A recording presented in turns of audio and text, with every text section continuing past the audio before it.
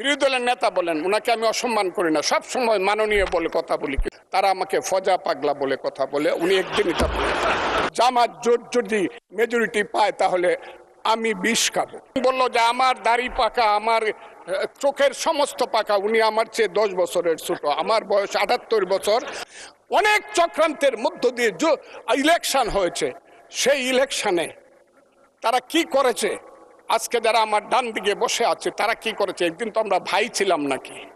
তারা যা করেছে সেটা কল্পনা করার মতো না। যত চক্রান্ত করেছে, সেই চক্রান্তের ভিতর দিয়ে যখন তারা প্রচার করতে শুরু করলো তারা বাংলায় 2/3 মেজরিটি পেয়ে তারা পাস করবে, আমি হতবাগা ফজলুর রহমান বলেছিলাম জামাত জোট যদি মেজরিটি পায় তাহলে আমি বিষ খাবো। এই কথাটা আমি বলেছিলাম, আমি বিষ খাবো। হ্যাঁ, কথাটা সত্য, আমি বলে যাচ্ছি।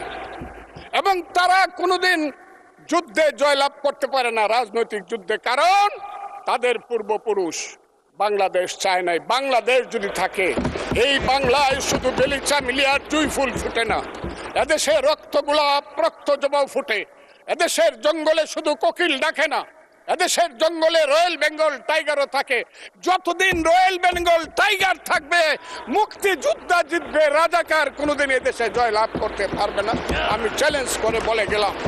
আমি আজকে আপনাদের সামনে আরো কিছু বলতাম, কিন্তু আমি টাইমটা দেখতেছি, আরেকটা কথা বলতে চাই।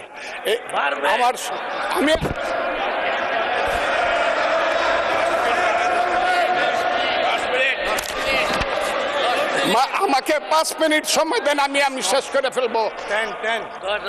আমি আজকে আপনার সামনে শুধু বলতে এসেছি। মাননীয় সদস্য, আরো 3 মিনিট দেওয়া হলো আপনাকে। আমি বলতে এসেছি, হ্যাঁ, আমার বক্তব্যের পরে বলবে আমরা কি মুক্তিযুদ্ধ করি নাই।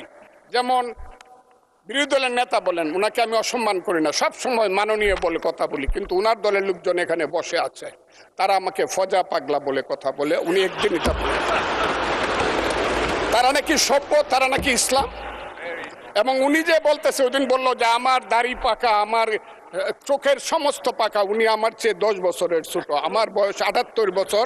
আমি 48 সনে জন্মগ্রহণ করেছি, উনি 58 সনে জন্মগ্রহণ করেছে। কথাটা সত্য না মিথ্যা? মাননীয় সদস্য, আমি ওনাকে, আপনাকে কেউ এই ধরনের উক্তি করেছে আপনার সম্বন্ধে? এরকম তো সংসদে কেউ বলে নাই তো। না এরকম বলছি, করেছে।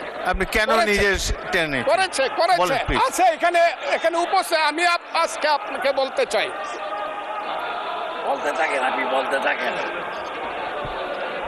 আচ্ছা, আমি যে কথাটা বলতে চেয়েছিলাম, বিরোধী দলের নেতা বলেছেন উনি মুক্তিযোদ্ধা পরিবারের লোক এবং উনি শহীদ পরিবারের লোক এবং উনি জামাত ইসলাম করেন।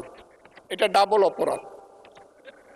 মুক্তিযোদ্ধা পরিবারের লোক কেউ জামাত করতে পারে না। আর শহীদ পরিবারের লোক, মাননীয় সদস্যবৃন্দ, ওনাকে বলতে দেন।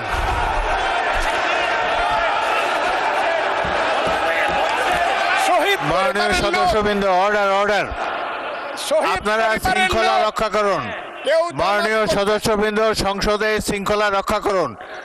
মাননীয় সদস্য ফজলুর রহমান, আপনি শেষ করুন, কষ্ট পাইতেছেন, বক্তব্য শেষ করুন। আমি আবারও বলে রাখলাম, শহীদ পরিবারের লোক তো জামাত করতেই পারে না, আর জামাত করলে ডাবল অপরাধ করতেছে। 2